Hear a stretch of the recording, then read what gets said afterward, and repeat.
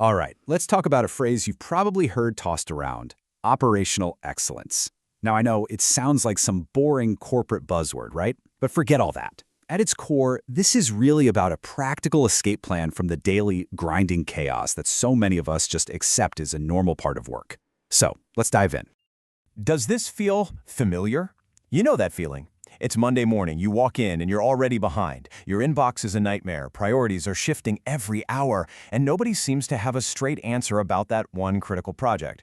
You're not moving forward, you're just treading water.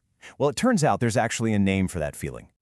And here's the really wild part. This state of chaos, it doesn't mean your office is failing or that your team is bad. The experts say this is actually the default state for most offices. They call it abnormal flow.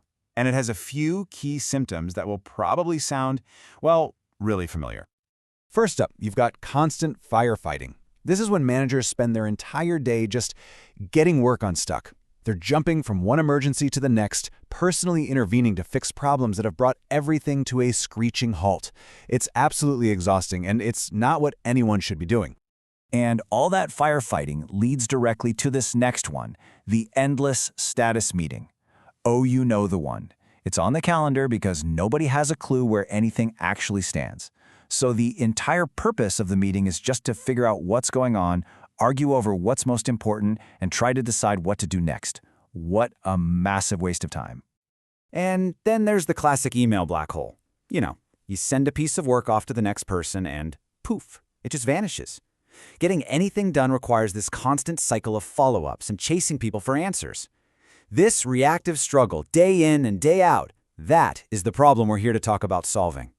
So if that's the problem, what's the goal? What's the alternative? Well, the whole point of operational excellence is to get away from that chaotic state and build something way more powerful, an autonomous office. Yeah, I mean an office that for the most part runs itself, one that frees everybody up to do the work that actually matters. Now this definition right here, this is where it all clicks. Notice what it doesn't say. It's not about managers having more control. It's about creating an environment where every single employee can actually see the workflow and, more importantly, is empowered to fix it before it ever becomes a problem. That's a huge shift in thinking. This chart just perfectly illustrates the payoff. See, most of us are stuck playing defense all day, fixing problems, sitting in meetings, giving status updates. Operational excellence is all about shifting your team to playing offense. So instead of just putting out fires, you're actually meeting with customers, you're innovating, you're growing the business. So, how in the world do we make that jump? Okay, so how do we get there? Well, the first step isn't about working harder or buying some new software. It's simpler and also harder than that. It's about learning to see the work in a totally new way. It's about making the invisible flow of work visible for everyone. Now, the biggest hurdle in pretty much any office environment is just the sheer amount of variation, right? Unlike a factory that makes one specific thing over and over, an office handles tons of different kinds of tasks, everything from hiring someone new, to designing a product, to dealing with a customer complaint. All that variety makes creating a smooth, predictable flow feel basically impossible. But the key is to find the hidden patterns in all that chaos. And we do that by grouping different kinds of work into what are called service families. So think about hiring someone. You have the application, the interview, the offer letter. While every single candidate is unique, the process you follow is pretty much the same every time. That's a service family.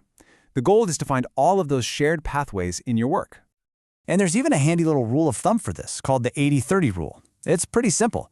First, you look for different services that go through about 80% of the same steps. Then you check to see if the total time it takes to do them varies by less than 30%.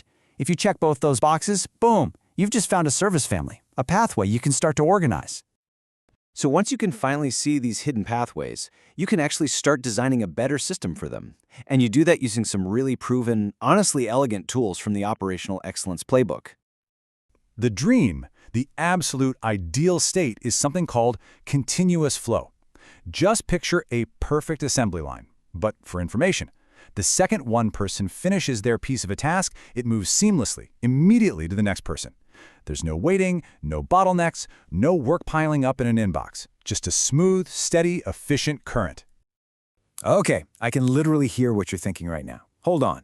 We're knowledge workers. We juggle 10 different projects. We can't be chained to a desk doing one repetitive thing all day long. And you know what? You are 100% right. which is why the office requires a really clever adaptation of this idea.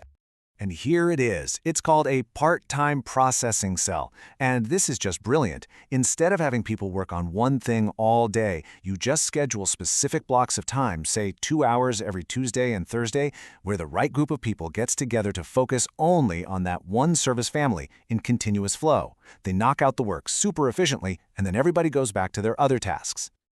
Another one of these deceptively simple tools is FIFO, first in, first out. This one rule, all by itself, can get rid of a huge amount of chaos. Think about it. No more managers having to juggle priorities. The sequence of work is already set. Everybody on the team knows exactly what they need to work on next. And what about those endless status meetings? They just disappear because the status isn't a mystery anymore. It's right there for everyone to see. So, let's say you do all this work. You've identified your service families, you've set up your processing cells, you've established flow. How do you really know if it's working? How do you know if you've actually achieved operational excellence? Well, there's one simple, really powerful test.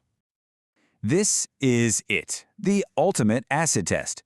Could a total stranger, someone who knows nothing about your work, walk into your office and, just by looking around, tell you if your team is on schedule or falling behind? It is a really high bar for sure, but the answer tells you everything. And here's why that test is so powerful. Because if the flow of work is so visually clear that a complete outsider can understand it, that means the people doing the work can absolutely understand it. It means they don't need a manager breathing down their neck to know if they're on track. They can see it for themselves. And they can fix the flow themselves before it ever breaks. That is what an autonomous office looks like. So, I'm going to leave you with that one question to take back with you. Next time you're at work, just look around and ask yourself honestly, could a visitor walk in here and tell if we're on time? The answer to that question reveals pretty much everything about your journey toward taming the chaos. Thanks for listening.